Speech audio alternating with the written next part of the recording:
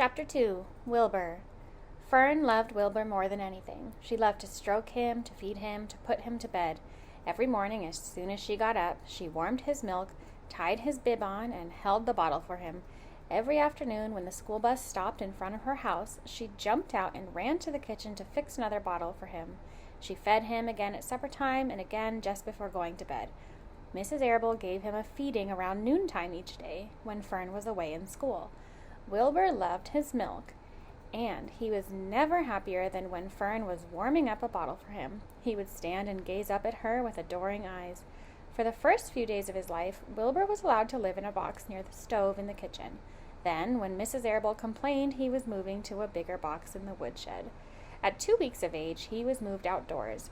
It was apple blossom time, and the days were getting warmer. Mr. Arable fixed a small yard specially for Wilbur under an apple tree, and gave him a large wooden box full of straw, with a doorway cut in it, so he could walk in and out as he pleased. "Won't he be cold at night?" asked Fern. "No," said her father. "You watch and see what he does." Carrying a bottle of milk, Fern sat down under the apple tree inside the yard. Wilbur ran to her, and she held the bottle for him while he sucked. When he had finished the last drop, he grunted and walked sleepily into the box. Fern peered through the door. Wilbur was poking the straw with his snout. In a short time, he had dug a tunnel in the straw. He crawled into the tunnel and disappeared from sight, completely covered with straw. Fern was enchanted. It relieved her mind to know that her baby would sleep covered up and would stay warm. Every morning after breakfast, Wilbur walked out to the road with Fern and waited with her till the bus came. She would wave goodbye to him, and he would stand and watch the bus until it vanished around a turn.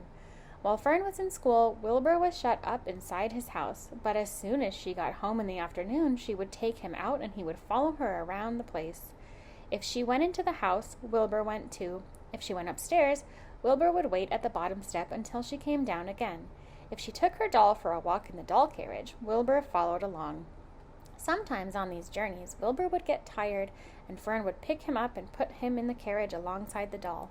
He liked this, and if he was very tired, he would close his eyes and go to sleep under the doll's blanket. He looked cute when his eyes were closed, because his lashes were so long. The doll would close her eyes too, and Fern would wheel the carriage very slowly and smoothly, so as to not wake her infants. One warm afternoon, Fern and Avery put on bathing suits and went down to the brook for a swim. Wilbur tagged along at Fern's heels. When she waded into the brook, Wilbur waded in with her.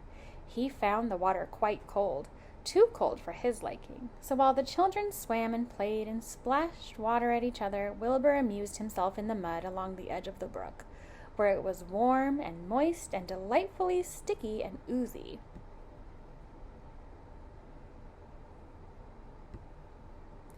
Every day was a happy day, and every night was peaceful. Wilbur was what farmers call a spring pig, which simply means that he was born in springtime. When he was 5 weeks old, Mr. Arable said he was now big enough to sell and would have to be sold. Fern broke down and wept, but her father was firm about it. Wilbur's appetite had increased. He was beginning to eat scraps of food in addition to milk. Mr. Arable was not willing to provide him any longer. He had already sold Wilbur's 10 brothers and sisters. "He's got to go, Fern," he said. "You have had your fun raising a baby pig, but Wilbur is not a baby any longer, and he's got to be sold." "Call up the Zuckermans," suggested Mrs. Arable to Fern. "Your Uncle Homer sometimes raises a pig, and if Wilbur goes there to live, you can walk down the road and visit him as often as you'd like." "How much money should I ask for him?" Fern wanted to know. "Well," said her father, "he's a runt. Tell your Uncle Homer you've got a pig you'll sell for $6 and see what he says."